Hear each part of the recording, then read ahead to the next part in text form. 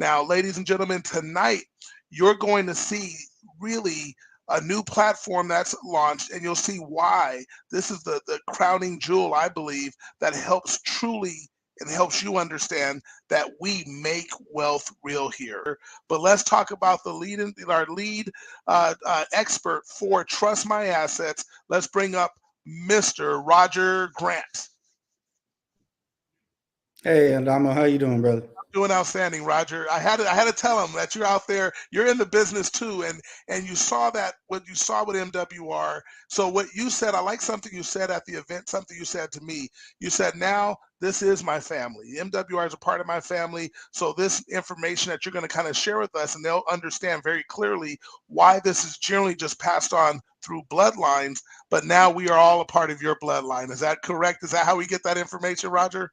Absolutely, brother. True financial information in this country is not taught. It's passed down, and it's generally passed down within a bloodline, and that's where it stays, right?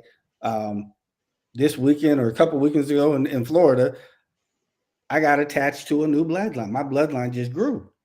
So my mentor poured into me some things that none of us were ever meant to know, and now it's my job to disseminate that to the rest of the family.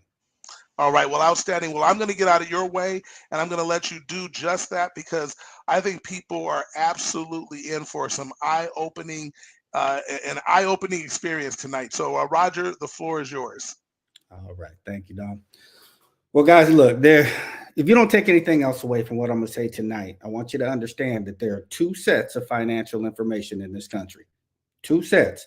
And if you make a certain amount of money, you're privy to one set of information. Doesn't necessarily mean that you're going to get it, but you have a shot at getting it. And everything else is offered to the public, right? So what I want you guys to understand about trust is this. It's how many of you, when you think about a trust, you think about millionaires and billionaires and trust fund babies, right? That's what we think about. As normal people, we're like, what do I need a trust for? I don't have that kind of money. Well, it's not about millionaires and billionaires and trust fund babies. And the person who has very little to lose, you have some things that you've acquired, you can't afford to lose those things. And what a trust does is protects your assets. It controls your assets so that you don't have the liabilities of ownership, right? So it's a guy with a home that has $50,000 worth of equity that he wants to protect that needs a trust. It is the person with, maybe a substantial amount of cash in the bank, 30, 40, $50,000 in the bank that you want to protect. And here's why. That millionaire, billionaire, if he loses everything, he's got the contacts and the resources to rebuild it and get it back. The guy who just has his home or just has a bank account with a little bit of money in it can't afford to go get into a car accident and have all of that at risk over something that happened in an instant that was a complete accident. So it's not about just the elite protecting assets. The person who has a little bit that they spent building needs to put in more effort in protecting what you spent your life building. All right, so let me give you a little background on me. I'm not going to give a deep background like I gave at the convention, but I was in the mortgage business for about a decade, right? And in the mortgage business, I managed to start making money in my second year, and the IRS hit me over the head for about $50,000 in taxes, right? My CPA told me what I needed to do to keep the IRS from treating me like that, right? I ended up buying a $650,000 house. I didn't have any kids at the time, right? I ended up getting into an insurance policy that was $1,200, and I ended up buying a Cadillac Escalade that was about $1,100 or $1,200 a month in payment. And I already had a Cadillac Escalade. I did not need a second Cadillac Escalade. I didn't need a 5-bedroom house. I didn't need this monster insurance policy. I didn't need those things. What I needed was to keep the IRS from abusing me and taking what I was building, right? So I did all of those things, right? And then I ended up in a custody battle for my daughter right in the middle of all of this. And that cost me a ton of money. So long story short, I fought through all of this, right? Got everything paid off, got full custody of my daughter. And about 3 months later, the mortgage meltdown happened. And I had nothing left to survive it because I followed that other set, the two sets of information, right? And my CPA was no slouch. When I met him, he had just built a $10 million house in the Silicon Valley. He was no slouch. And he gave me the best information that he had, but it wasn't the best information there was, right? So what I want to do is we're going to jump into a little slideshow presentation. And then we're going to have a conversation about trust, just because I want you guys to become familiar with this conversation, because it's for everyday people. It's not for the elite alone, I should say. So what are we doing here, folks? We're here literally trying to separate ourselves from the masses. That is what MWR Financial does. It takes you from being that person who's allowing the IRS to take too much money out of your check every month to recouping that money, right? To having a good credit score, to living a debt-free life. These are the things that the masses don't do. And so we're already in a place of separating yourself from the masses. So when it comes to this conversation of trust and protecting assets and taxes and things like that, we're going to separate ourselves even further from the masses, right? That's the goal, is to not be them. And here's why. For you Bible believers out there, this is one of my favorite passages of scripture, the narrow and the wide gate. Enter through the narrow gate, for the gate is wide and the way is broad that leads to destruction, and there are many who will enter through it. For the gate is small and the way is narrow that leads to life, and there are few who will find it. What that passage of scripture right there is telling me is, if the masses are doing it, it's probably wrong. But at bare minimum, we need to think twice about what the masses are doing. What the Bible is telling us, not just spiritually, but in every walk of life, and I'm going to show you this financially, if it's being taught to the masses, we need to be critical thinkers of that type of information.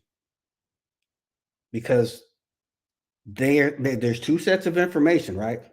And if this narrow passage is set up for them, what are they doing for the rest of these people to cause them to walk through that wide gate? Now, I'm going to put this, and I'm going to use an example of the 401k and your private reserve account for those who've been with the MWR Financial for any amount of time. We are all taught to get into a 401k or an IRA. Your money's not taxed. It grows tax deferred, and then you pay taxes sometime later, right? Well, let's examine that for a minute. Is the dollar going to be stronger today or sometime in the future? If you're my age, you remember when candy bars cost you $0.25. Now they're like $1.50. So your dollars are always going to be stronger today than they are in the future. So why are we giving up strong dollars today for what we know will be weaker dollars in the future? And then let's talk about taxes. They say you pay the taxes sometime later. Okay. Somebody tell me what the tax rate is going to be in 30 or 40 years. Unless you have a crystal ball, you can't answer that question. But here's what we do know that is a fact. The IRS has been in existence since 1913. The tax rate environment that we are in right now is the third lowest tax rate environment in the history of the IRS. And what we have people doing right now is giving up a known quantity for an unknown quantity and calling that preparing for your future, preparing your retirement. That's not preparing, that's gambling. But this is what the masses have been taught, which is why MWR is teaching you about the private reserve account and the diversified cash flow account that allow you to live a tax-free retirement. This is what MWR is teaching, and here's why they're teaching it. Here's why the company is teaching that. It's because true financial information in this country is not taught, it's passed down. And to show you that, I want to talk a little bit about our HBCUs, historically Black colleges and universities. And in the Black community, they are beloved, right? But I'm going to show you how information goes right over our head, and we just don't know the things we don't know, right? John Rockefeller started the United States Board of Education in 1903, and Congress let him do that. And then they had to come back in 1913 and do an investigation into what they let this brother get away with doing, because he controlled the whole educational system. Here are the two things that Rockefeller knew, Rockefeller and Carnegie, I should say. They knew that if they could control the entities that put out information, and if they can control the curriculum of those entities, then they can control behaviors, they can control outcomes, which means they can control a whole country. I want you to hear three things that Rockefeller said. You can look these up. These are Rockefeller quotes. The guy who started the United States Board of Education said these three things. Competition is a sin. Number one, I don't want a nation full of thinkers. I want a nation full of workers. Competition is a sin. I don't want a nation full of thinkers. I want a nation full of workers. And he started the educational system with that in mind. So when we talk about information, for example, the Dewey Decimal System, if you think about it, every developed nation in the world learns the metric system for math. What you're going to see when you look at the presentations on MWR, I lost my slideshow there. There we go. What you're going to see when you see the presentation on the MWR website that I put together for you guys is Dewey and Rockefeller were very close friends. And Rockefeller funded Dewey teaching the Dewey Decimal System, which is why we learn that, he's controlling that from the grave today. Every other nation learns the metric system. Now, in terms of institutions that put out information, are HBCUs. Most people don't know that Morehouse was Rockefeller's pastor and his business partner. And Spelman was his wife's maiden name. These are two of our most beloved of HBCUs, but we don't understand where they came from. Remember the mindset of the person who started these institutions. I don't want people competing with my businesses. I don't want a nation full of thinkers. I want a nation full of workers. I don't want them thinking. I don't want them competing with me. If they're thinking, they're competing with me. I want them working for my businesses and patronizing my businesses, not competing with me and thinking like me. That's how he started the school system.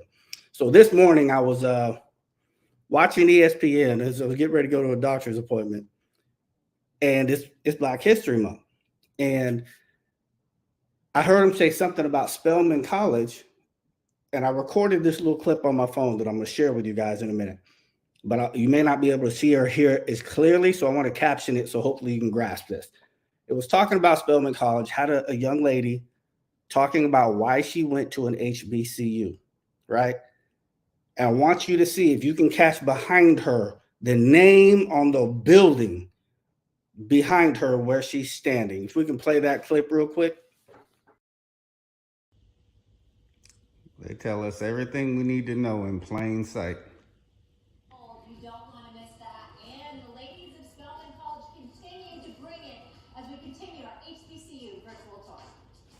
My name is Elizabeth Gowans. I'm a senior history major, food studies minor from Proof, Texas at Spelman College. Going to an HBCU was important to me because I wanted to learn about the multifacetedness of my Blackness and experience true leadership as the student trustee on the Spelman College Board of Trustees and take that out into the world. Spelman College, the maiden name of Rockefeller's wife, Laura Spelman Rockefeller. And this young lady is talking about HBCUs and her Blackness in front of Rockefeller Hall. I mean, come on, y'all. We just got to pay attention. So, folks, here's what I'm going to tell you. There's two sets of information, but they give us breadcrumbs. Everywhere you look, there's information provided to you. Right there, they're telling you, why would John D. Rockefeller's name be on the Spelman University? It's because he started the university.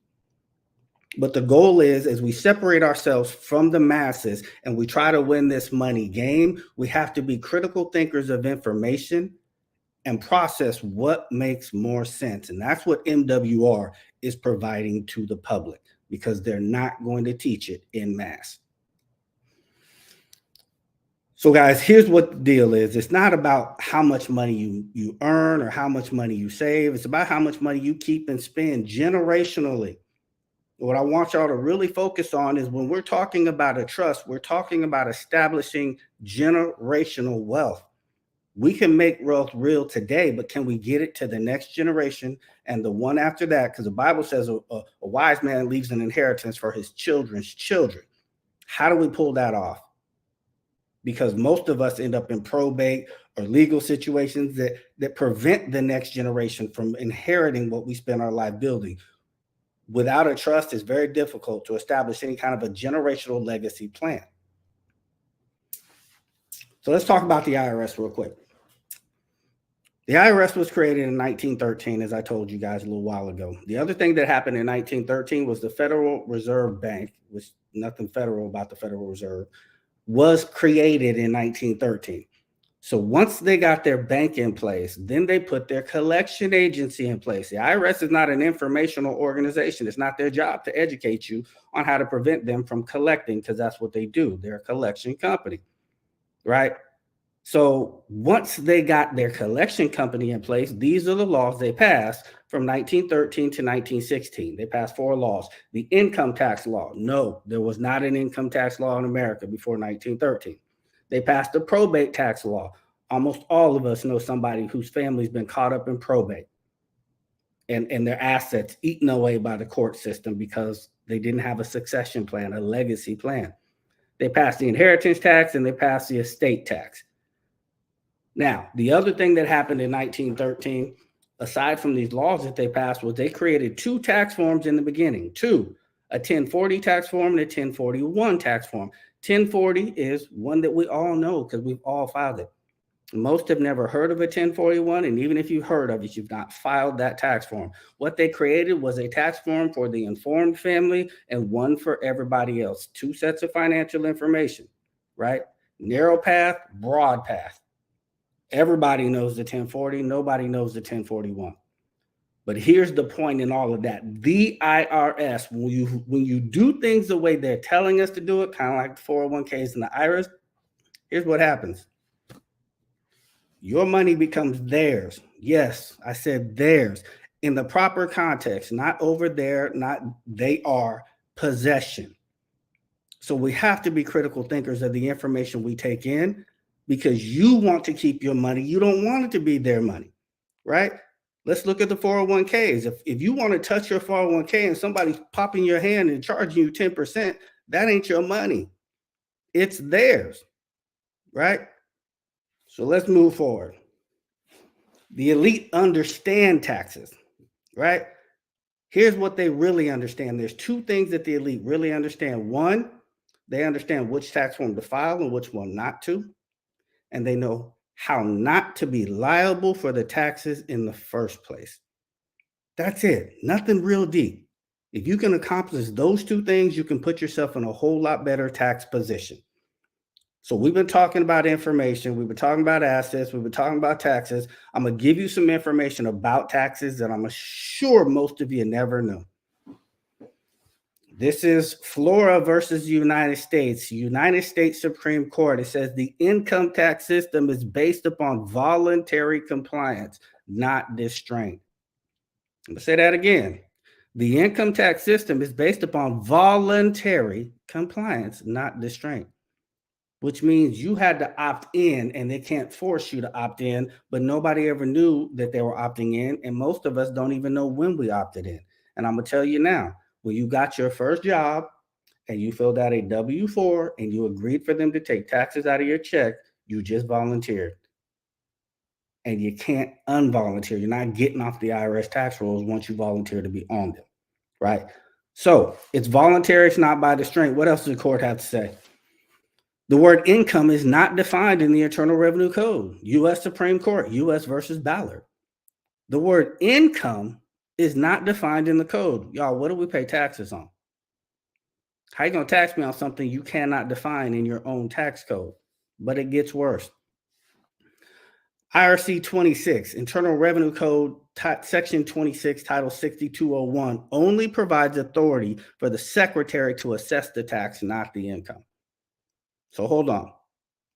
We pay taxes on the income. The IRS is assessing the tax, but they cannot assess, in their own handbook, they cannot assess the income, which they cannot even define, but they have us volunteering into a system where they can't define it and they can't assess it. Right. That part. The information that we receive, y'all, we have to be critical thinkers, and we got to dive deeper than what they're giving us, because they're not going to give us that narrow path. They're going to lead us onto that broad path that ends up in destruction. And that's what happens to us financially. I'm going to read this to you. This is a court case from the, I think it's 1997 in Denver, Colorado, the 10th Circuit Court in Denver, Colorado.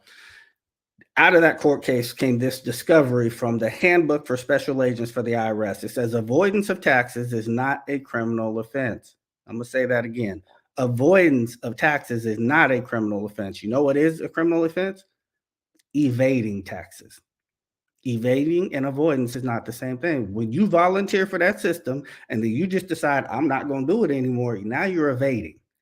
But their handbook says avoiding of taxes is not a criminal offense.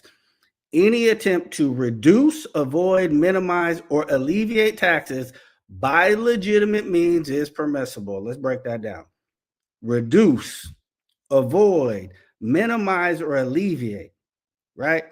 When the next word say by legitimate means there's a way to legitimately reduce, avoid, minimize, or that last word. What does word alleviate mean? There's a legitimate way to alleviate taxes. How many people ever told you that? Why are we walking around scared of these people? Their own handbook is telling them that they can assess the income, and avoiding tax is not illegal.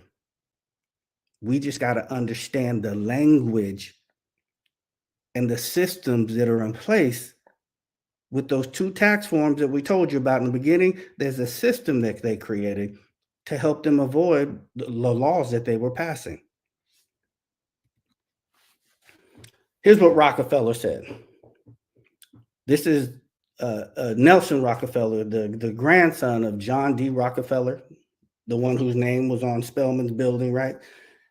And Nelson Rockefeller was also the former vice president of the United States of America. And here's what he said. He said, the key to success is to own nothing but control everything. If you listen to Robert Kiyosaki says the difference between rich people and poor people is poor people want to own things, rich people don't want to own anything. But what are they actually saying? How do you pull this off? So I'm going to explain that to you real quick. Then I'm going to give you a quick overview of how we deal with the tax situation. And then we're going to jump into a conversation. So the key to success is to own nothing but control everything. The only way you can have full control over assets with none of the liabilities of ownership is to be a trustee in a true trust contract, an irrevocable, complex trust contract. If you are the trustee, you control those assets, but you have no ownership liability. And that's exactly what Rockefeller is talking about. But he's dropping breadcrumbs. Like I said, they give us information everywhere. We just got to understand the language. My job is to decipher that information, to make the language more clear. So let me show you how that information right there can deal with the tax issue. I'm going to give you an overview of what we do for a business. Let's say we have a profitable business, a single member LLC, just one owner. And the business is pretty profitable. They're doing $500,000 a year. They have $300 in expenses. $200 is left over as profit, taxable liability. The owner of that company is going to give himself a K-1, and he's going to pay personal income tax on that $200,000. He's going to try to write that down with the mortgage and some other incidentals. Going to pay 40, 50, 60 grand in taxes. No way around that, right? So what we do with that business is we have the owner add another member to that LLC as a member, as an owner. And that would be a business trust. And here's why we do what we do. The trust can do two things that no company and no person can do. It can either pass on taxable liability to a beneficiary, or it can give 100% of its income to charity. That's it. Those two things. It's not real hard. So here's what it looks like. 200,000 in profits.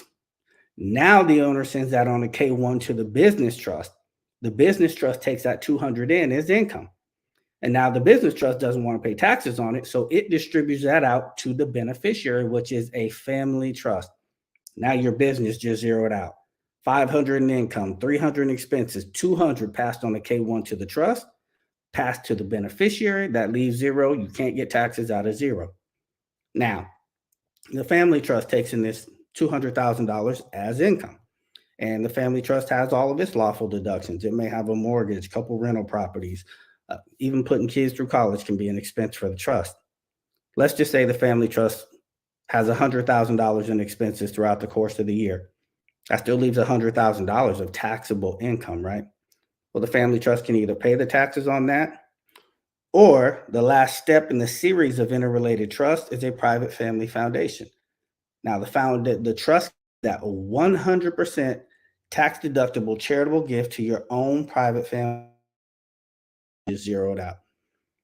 It had 200 in income, 100 in expenses. That last 100 was a 100% tax deductible charitable gift. That leaves zero. There's nothing left to tax. Now, that last $100,000 is inside of a tax exempt entity that can invest in anything that is legal and lawful and grow money tax-free legally. And all you have to do, you have one major obligation from the foundation. That is, you must give away 5% of what comes in to charitable activities. That could be your church. It could be the Boys and Girls Club, the March of Dimes, a hospital, a university. Doesn't matter where you send it. This is how you take $500,000, let go of $5K, and it really didn't go to the IRS. It went somewhere you wanted it to go, something that you're passionate about. You can only do that by controlling things. And the reason Rockefeller said what he said is there's liabilities to ownership. Anything you own can be taxed to you and taken from you. We just got to understand the language and the systems that they put in place, because you do not have to be a millionaire or billionaire to do what they do. With that, Dom, let's talk about it a little bit. I'm so excited. I'm just literally seeing so many of the comments. People are blown away. I knew they would be. One of the things that's so valuable about what you just said was just understanding that there are two sets of information in this country, and we're never meant.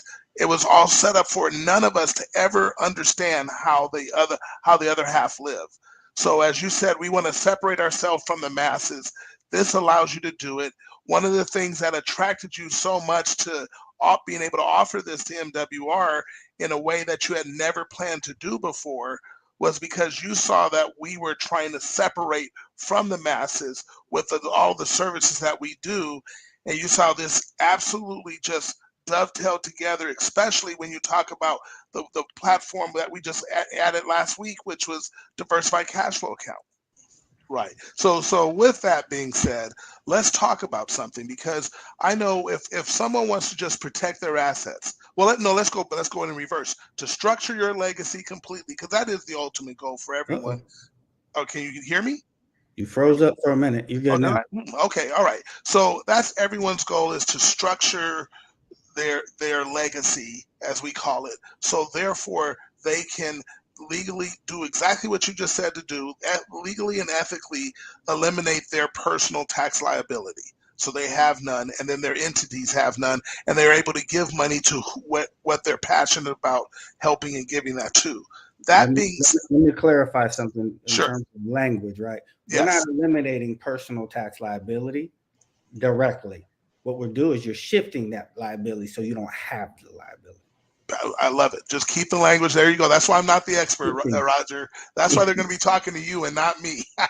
So we're not going to evade taxes. Right. No, we're not going to do that at all. Them. Right.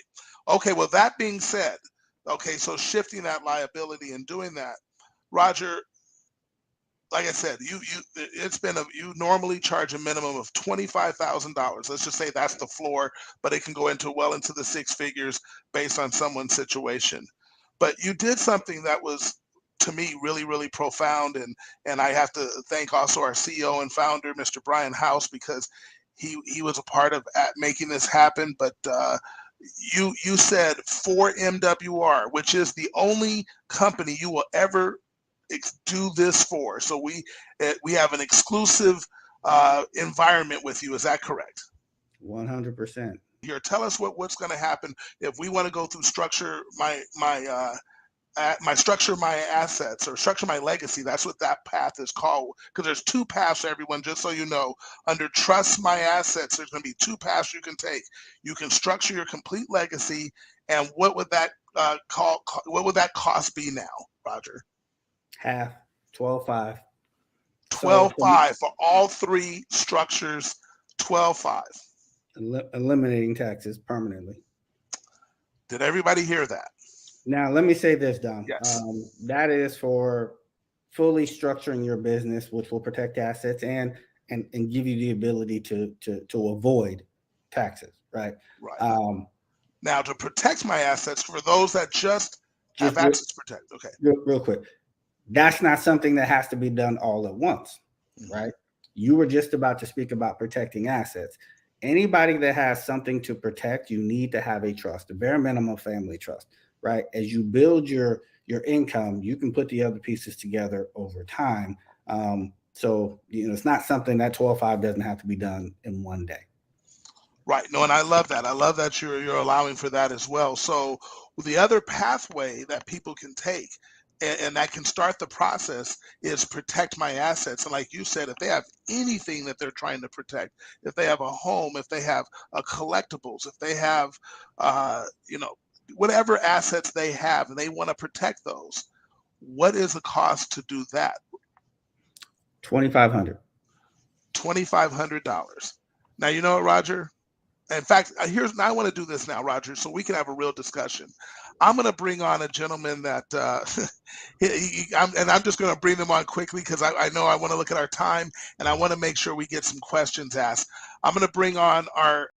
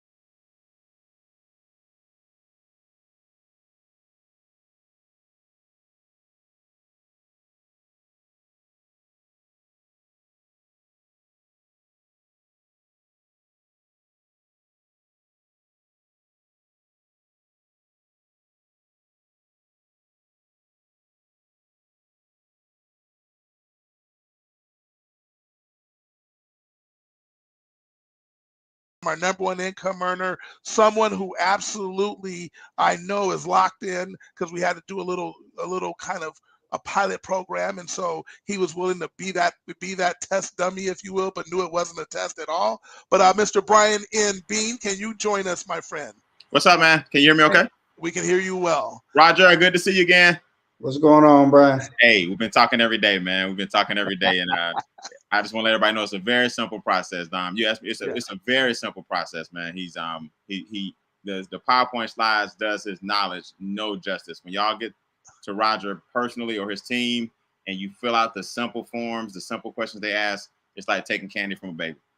Right. No, it really is. The simplicity of what this system is powerful. So let's do this. You know what, Roger? Let's say I had a trust, because I'll tell you, I've had a trust, but I know typically I was paying $4,000 or $5,000 just to get a trust. But some people out there say, well, yeah, I have a trust. I did that. My mother and father-in-law, they have a trust. And right now my wife is going through some things. And now with the knowledge that she has now versus what my father-in-law did, she's seeing all the holes. Why don't you explain to us the difference between someone that has a regular trust and a regular trust, they're in a different jurisdiction than this.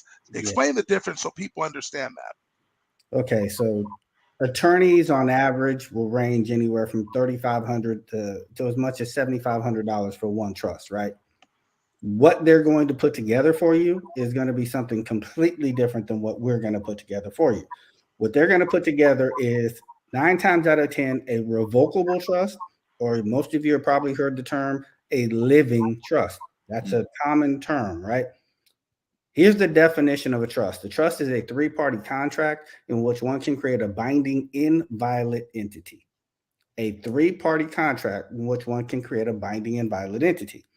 Here's how a living trust or a grantor trust, they're the same thing. They're synonymous. Here's how those are usually set up.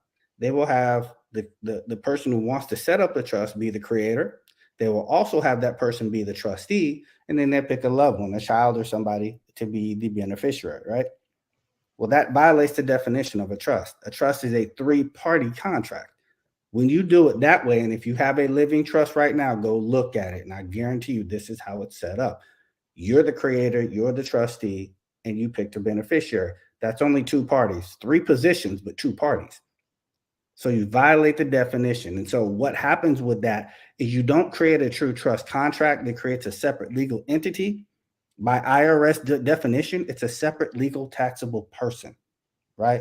What you end up creating with that type of trust is you create an alter ego. That's not a trust contract, it's a trust agreement. And there's no asset protection inside of a revocable trust, a grantor trust. You still own that stuff.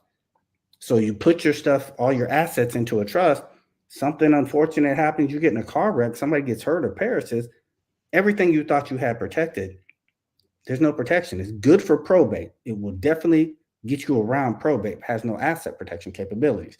Now, the second thing is they're going to put it in the state jurisdiction. And I'm not going to get too deep into this, but I will tell you this. The law of America, the true law of the land is English common law. And when you take that trust contract and you put it in the proper jurisdiction of law, it becomes bulletproof. We don't deal on statutory, we deal above the state.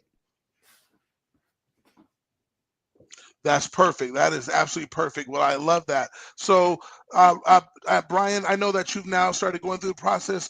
What's a question that you know that you might have had that you know other people have? Just to have for sure. Until they actually see the form and the simplicity of the form, you won't see how simple it is. My main thing was, and it was real simple, the family trust. I mean, the business trust is where your money comes in. The family trust gets the money and disbursement from the business, and the family is you guys and your trustees that you put on. And then the foundation trust is third in line that takes whatever the family trust didn't spend. So that way it's real simple: business trust, family trust, and foundation trust. And now you have a 501c3 and you're building a legacy and living a legacy and leaving a legacy. And I got this from you, Andamo. All a will does, for example, is guarantee that you will end up in probate. So hey, Brian, I say this. I say a will is an express invitation to probate. Not express invitation. Express. First Quick class in a hurry. In a hurry, yeah. So, guys, the hardest thing for me was to define my name. Like, I was like, Roger, what should I call my business trust? What should I call my family trust? What should I call my foundation? And the hardest thing was just the name. So he gave me some ideas based on what he knows about me. But Roger, what I asked you today, I said, we did all our consultations and I got my paperwork. What about the investments that I've made? What about the money that may be in my savings account? What about my brokerage firm or my investment account? It just hit me. I'm like, where does that go? So where does the money we have right now, how does the trust protect that money?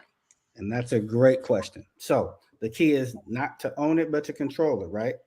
So you got $100,000 in a bank account. You're going to set up your trust and open up your trust bank account. You're going to move that money out of your name. You don't want it in your name. There you go. You still control it in the trust account. You have a stock account, a Schwab account, whatever. Right. You just open up another account with Schwab under the name of the trust and you move everything into that. Now it's out of there's no more liability. You don't have the liability of ownership. Housing, everything. Because I don't think people realize, because like you said, we keep it in millionaire and billionaire language. They don't realize that the trust is an actual entity that will have an account that you'll have access to, just like if you were a person. You know what I mean? So it hit me when you asked that question. Here's how we make this simple for everyday folks, right? If you've ever had any sort of a business entity, a lot of people have LLCs or S corps, right? Yep. You get your paperwork, you take the paperwork to the bank, and you open up a bank account with $50. Yep. With $50 or $100. Once you get your trust documents notarized, I'm gonna tell you what to say to the bank to open up, and they're gonna open it up with $50 or $100. Yep. That's all you need. That's it. And Brian, just so you know, that's exactly what I did. I literally just went, I had some assets in different places and just took the paperwork, and it was just a paperwork exchange. It's like, it's quick. It's like me, and I know you've done this for your son. When my kids were young and we had a custodial account, and we put their name on the account, but I had control of it still because they were young. Well, that's all it was. It was just like, now it's all goes there. I don't have to, my name is not on, my name isn't on anything. Yeah. Anything anymore. So Roger, how will I know, this is like how a lot of people think that I've been talking to, how will I know, Roger, when I need a trust? When am I trust ready? What qualifies me to get Roger's paperwork? Am I ready now? Do I need to wait until I have this? Roger, what makes me trustworthy and to see you? That's a good question. So in terms of protecting assets, you just weigh it out in your mind. What do I have? And is $2,500 worth protecting that? Like, if I have $5,000 in the bank, $2,500 may not make sense right now, because I probably don't have $2,500 hanging around, right? So that might, but if I got $50,000 in the bank, then it starts to make more sense. So anything that you have that you want to protect, ask yourself, is $2,500 worth it to protect this for life? That's the first place. In regards to structuring your income and eliminating taxes and all of that, because we've reduced the price for MWR, my typical client, it starts to make sense about 100, 150 in profit. Now, because we've reduced the price, I would say right around 70,000 in income, business income. If you're a W-2, you probably still want to be 100, 150, but we can do some damage. I can't eliminate taxes or alleviate taxes as a W-2, but if you're making 150, we can do some damage with the foundation. We can knock 30% of that out. But if you have business income through MWR or any other type of business and you're making 70,000 plus, it's time for you to start examining when you want to pull that trigger. Can you give a scenario, or maybe two, maybe a major and a minor, where because somebody had a trust in place, Brian, this is what they were able to do, or because she didn't, here's what happened to her? I'll give you an example. Chadwick Boseman, Black Panther, when he passed away, the wife got some money, the mother got some money, but I want everybody to go research how much the government got out of his estate. We hear about James Brown, Mr. Grant, right? Had passed 10 years ago, but probate tied it up and the family couldn't get any of those assets. What about some personal clients of yours? Because in this business, stories are everything. Maybe one or two stories of here's what was able to happen because she had her trust in place, or didn't. I thought of one. Public figure. Okay. OJ Simpson. Okay. OJ Simpson is still surviving because he had a lot of his assets in trust. There you go. And they couldn't touch it. So that's a public figure. Mm-hmm. You know, in the 25 years that my mentor just passed last year, but in his 25 to 30 years before he left here, he only shared with me one client that actually had a lawsuit. But here's what happened. This guy owned a business. One of his employees made a mistake that genuinely cost the customer a ton of money. Dude brought a lawsuit, but because we don't operate at the state level, all we did was he gave him the paperwork to challenge the court's jurisdiction. The court doesn't have jurisdiction over this trust. This is a federal organization. So if there's going to be a lawsuit brought, it has to be brought at the federal level. The attorney for the complainant, the dude who lost the money, most attorneys not equipped to operate. They don't deal at the federal level. So he literally walked away from a legitimate lawsuit because it was in the jurisdiction of law the safest. So that's real. Now I share with you guys a story from a young lady that I know that I'll share the story again. A friend of mine is from Beaumont, Texas, where the first oil wells were drilled in the state of Texas. Me and her were talking about trust, and I could see she knew some stuff. Beaumont is old money. It's old oil money. She grew up there, so she knew about trust. She knew about a business trust. She asked me to come down and do a presentation for her realtor. She was a regional manager for Keller Williams. And so I went down there, did my presentation. Afterwards, she had this perplexed look on her face, and she said, "Roger, do you have to leave right away, or can you hang out for a little bit?" I said, "Yeah, I'm good. What's going on?" She pulls me into her office, closed the door. She says, "I want to tell you what happened to me when my husband passed away." I said, "Okay." She said, "We had 3 boys, and we set up 3 trusts for each one of them. They were true, irrevocable trusts. My mother was the trustee on all 3 trusts. The creator on all 3 trusts. I was the trustee, the one in control, right? Each boy was a beneficiary on their own trust. Her middle child, when he turned 18, was addicted to drugs. He didn't agree with his mom, and he wanted his inheritance right now. Went and got an attorney and found a judge that agreed with this kid and revoked her irrevocable trust. Gave this kid $500,000. He proceeded to blow every dime in less than 12 months.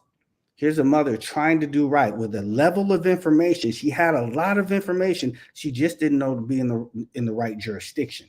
Here's the problem, folks. When you're in a state jurisdiction, state judges are the authority for the state. And not always are you going to get an appeal. So if they make a decision, you cannot revoke an irrevocable trust. That's against the law. But a lot of our judges want to legislate from the bench. They don't necessarily follow the Constitution or court precedent. And you're not always going to be able to have a remedy for that. She did everything she could to protect her. This judge cost his kid his inheritance. So being in the proper jurisdiction of law is critical. That's crazy. So this judge overturned it, made it irrevocable trust revocable, and because he had an addiction, she hurt his future. Basically, the judge ruined what the mother was trying to protect. Destroyed his inheritance. But had she been in the right jurisdiction, then they don't, because then now they don't just get to have a judge kind of overturn it, because the judge has to see a panel of federal judges, correct? Well, here's what happens at the federal level, and you'll see this. When people go into court on the federal level, you typically get one judge, but you're guaranteed an appeal.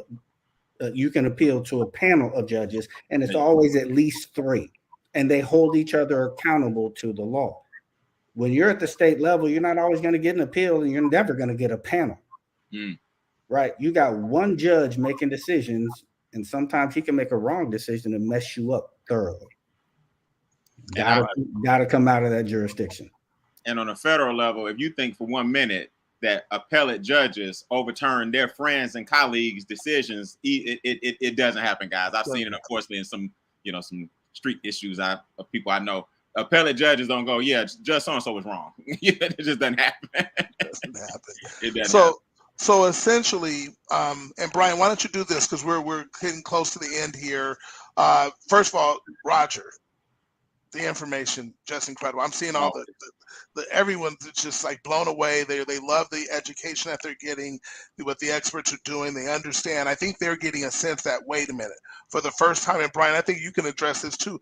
People really feel like, wait a minute, I can truly make wealth real now. I can truly not only live the legacy as MWR is teaching us, but I can leave a legacy for real, for real. Yes. So that's exciting. But Brian, why don't you share with them how? Because one of the things that I knew that not everybody can scratch a check for $2,500, let alone $12,500. But we have something that creates business income. And we have the ability to put this all together and attract people that we never could attract before. We can now bring them here to MWR because they will be able to be in a position to take advantage of this new platform. So Brian, why don't you kind of tie it all up for us, and then we're going to go on and get out of here. Yeah, absolutely. So now, especially with our performance bonus coming in March, ironically, Mr. Grant is taking his consultations in March. The new coded daily pay that we get right now, my income, for example, has a 4-figure and soon to be 5-figure per month increase with just that one bonus. Just the coded bonus will bring me an extra 4 figures and 5 figures per month. Now people say, well, Brian, that's you're regional 5-star XYZ. No, this is what I'm saying to you guys. If you look at the way the compensation plan is structured, first of all, let's look at the way MWR is structured. When we help you increase your cash flow, that's your existing income. Cash flow means your money stays with you longer. Remember, cash flow is a time measurement, not a dollar measurement. Income is a dollar measurement. Cash flow is a time measurement. So your cash flow is 6 months. Your cash flow is 3 years. Your cash flow is 10 years. If you made another dime, if you didn't make another dime, how long would the cash flow you have coming in stay with you? So MWR is going to help you increase your current cash flow. It's real simple. That's the debt going down, the taxes going down, the expenses going down, your credit score is going up, your cash flow is up, and your assets are up. That's cash flow. Then we create cash flow by showing people how to increase their cash flow. That's our new coded bonus daily. Guys, when I look in my back office, I'm giving you a helicopter perspective. I see 10s, 20s, 30s, 40s, 50s, 60s, 70s. Every day that someone joins your organization, once you get to star level 3, which is basically 36 people in your organization, star level 3 is the key to the coded bonus that gives you the income to pay for this asset protection. Look, Roger's very, very humble, but I'll tell it to you guys straight. When you get to a point where the taxes you got, think about what he said, 70,000, 80,000. If you had an extra 20, 15, 18, 22,000 that was not going out in taxes, because if you make 70, you're getting taxed 18 to 26,000, right? What if that was in your pocket every year, Roger, times 3, 4, 5, 6, 7, 8, 9, 10 years? You need to work this business to the point where you got to get this trust fund. Yes, sir. Yeah, one thing there, Brian, is not just what you're keeping, but what you can do with that money. There you go. Putting it in the private reserve, putting it in the diversified cash flow account, putting it in the managed fund. That's right. How much interest can you earn in the next 20 years and with not giving away? If you weren't giving it away. That's right. Yeah. So it's the lost opportunity cost that the trust fund, whatever you do, please don't look at 2,500 or we don't have to sell you guys. You either can get it or you're not. But 2,500 or 12,500 or whatever, how much money would you have if you were investing the money that you were losing because you didn't have it? Okay, that's where this comp plan kicks in. 36 people is roughly 3-star. And when you look in your back office every day and see these coded bonuses coming on a daily basis, it will change your perspective on this compensation plan. And then the third thing that we do is what? Passive income. And this is what Mr. Grant was talking about. When you're saving money on taxes and you put it into our investments, and now the passive income comes in, you become a couple of things. One, you're bulletproof. And I love the word that he used earlier, or in the presentation you'll see, it's 100% transparency. So it's not like you're hiding anything. Everything's transparent. It's just that the way you're set up, it's not taxable by certain means, and you become audit proof, and you become protected from lawsuits. So bulletproof, audit proof, I like any kind of proof, that keeps the money in my household a lot longer. I'm with all the proofs, Mr. Grant, and I'm here to tell you, man, I'm excited about it, and I thank you for helping me come up with my names, and the ease of the paperwork was really simple. The hardest part was what I should call it. Hey, what you say about group, Brian? What you say about group? Oh yeah. I said, Mr. Grant. I notice every wealthy person I know, they use the word group, okay, in their name, right? Like Adamo, you ever notice that wealthy people have the such and such group? Right. The Bean group didn't ring right with me. You know, I feel like I'm kind of fly, so I was trying to come up with something cool. So I had to put the word group in my trust just because I want to do what wealthy people do. So, hey, absolutely. I love it, man. Don't let the name mess with you guys. Get your paperwork filled out. When he's ready, get the consultations in. It's going to be the easiest thing you've ever done, and his firm will take good care of you. Right, and it will be the best thing you've ever done. This is truly game changing for everyone in MWR. So anybody you bring into this environment, obviously I saw all the chats, everybody going crazy how phenomenal everything is. Just imagine the impact you can have on not only your family, but then the people around you, and having them have impact who have impact. It's that ripple effect that changes everything.